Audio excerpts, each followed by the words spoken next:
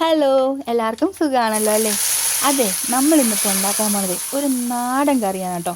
നാടൻ കറികളൊക്കെ ഇഷ്ടപ്പെടുന്നവർക്ക് ഈ ഒരു കറി എന്തായാലും ഇഷ്ടപ്പെടും. അപ്പോൾ ഇത് നമുക്ക് ചോറിൻ്റെ കൂടെയും ചപ്പാത്തിയുടെ കൂടെയൊക്കെ കഴിക്കാൻ പറ്റുന്ന ഒരു കറിയാണ് കേട്ടോ. ചപ്പാത്തിയുടെ കൂടെ മാത്രമല്ല, നമുക്ക് വേണമെങ്കിൽ അപ്പത്തിൻ്റെ കൂടെയൊക്കെ കഴിക്കാം.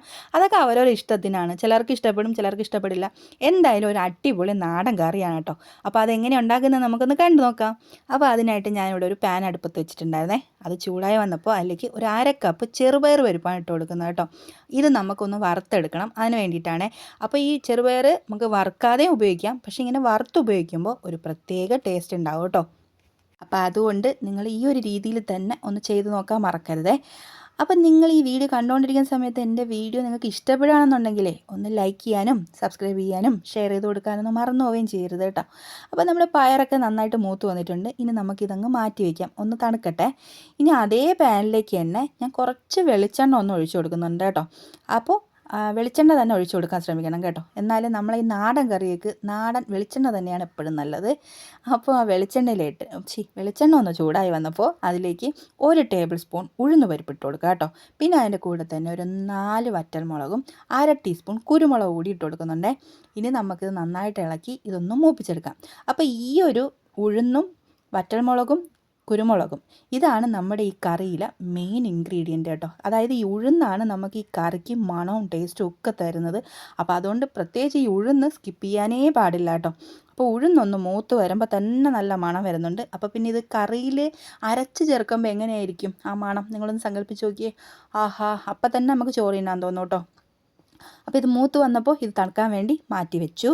ഇനി നമുക്ക് നമ്മുടെ പയർ കഴുകി കുക്കറിലേക്ക് അങ്ങ് ഇട്ട് കൊടുക്കാം, വേവിച്ചെടുക്കണമല്ലോ. അപ്പോൾ പയർ മാത്രമല്ല, ഞാൻ ഇതിലേക്ക് ഒരു തക്കാളി കൂടി അരിഞ്ഞ് ചേർത്ത് കൊടുക്കുന്നുണ്ട് കേട്ടോ. അപ്പോൾ ഈ തക്കാളി നിർബന്ധമില്ല, വേണമെങ്കിൽ ചേർത്ത് കൊടുത്താൽ മതി. അതായത് നമ്മൾ ചപ്പാത്തിക്കൊക്കെ ഉപയോഗിക്കുകയാണെങ്കിൽ ചോറിൻ്റെ കൂടെ ആയാലും ചെറിയൊരു പുളിപ്പുള്ളത് നല്ലതാണല്ലോ. അപ്പോൾ അതുകൊണ്ടാണ് ഞാൻ തക്കാളി ചേർത്ത് കൊടുക്കുന്നത്.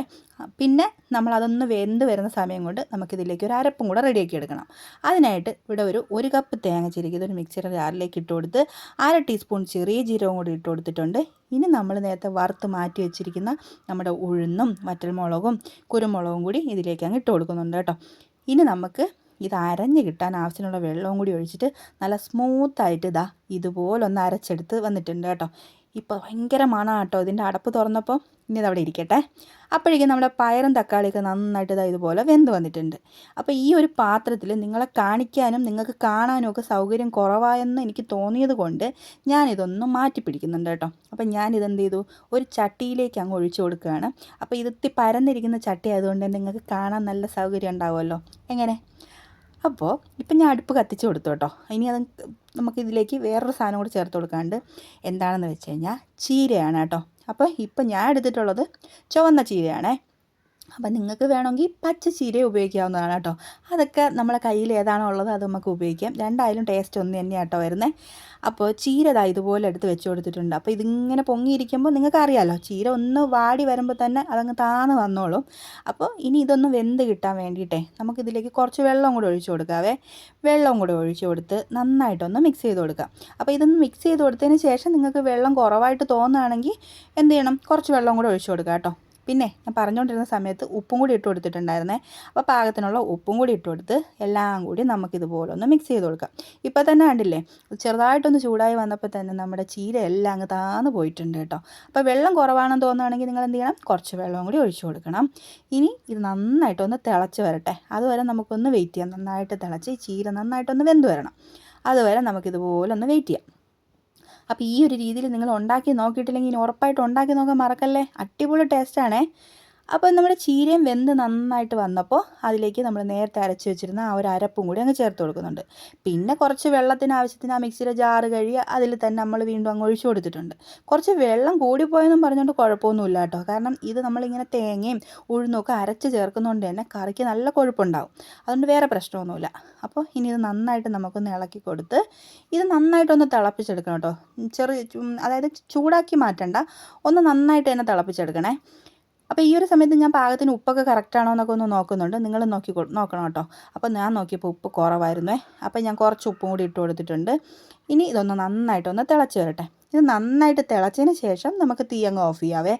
അതിന് ശേഷം നമുക്കിതിലേക്ക് ഒരു താളിപ്പും കൂടെ ചേർത്ത് കൊടുക്കണം. അപ്പോൾ അത് ഞാൻ താളിക്കുന്നത് നിങ്ങളെ കാണിക്കുന്നില്ല, അതിൽ പ്രത്യേകിച്ചൊന്നുമില്ല.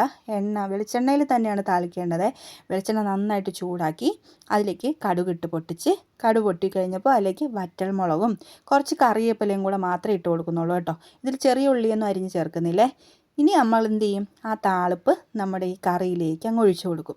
കറിയിലേക്ക് ഒഴിച്ചു കൊടുത്തു കഴിഞ്ഞാൽ നമ്മുടെ കറി റെഡി ആയിട്ടുണ്ട് കേട്ടോ. സത്യം പറയാലോ, ഭയങ്കര മണമാണിത്. ഇതിങ്ങനെ തിളച്ച് വരുമ്പോൾ ഉണ്ടല്ലോ, ആ ഉഴുന്നിൻ്റെ മണം ഉണ്ടല്ലോ, ഭയങ്കര മണമാണ് കേട്ടോ. അപ്പോൾ എന്തായാലും നിങ്ങൾ ഇങ്ങനെ ഒന്ന് ഉണ്ടാക്കി നോക്കാൻ മറക്കരുത്, എന്തായാലും നിങ്ങൾക്ക് ഇഷ്ടപ്പെടും. അപ്പോൾ ഇത് ഉണ്ടാക്കി നോക്കി കഴിച്ചിട്ട് നിങ്ങൾ ഇതിൻ്റെ അഭിപ്രായം പറയാൻ മറന്നു പോരുത് കേട്ടോ. അത് കമൻ്റായിട്ട് അറിയിച്ചാലേ എനിക്ക് അറിയാൻ പറ്റത്തുള്ളൂ. അപ്പോൾ അത് നിങ്ങൾ അറിയിക്കാൻ മറക്കല്ലേ. അപ്പോൾ ഇന്നത്തേക്ക് ഇത്രയേ ഉള്ളൂ. ഇനി അടുത്ത വീഡിയോ ആയിട്ട് നമുക്ക് വീണ്ടും കാണാവേ. അതുവരെ ഓക്കേ.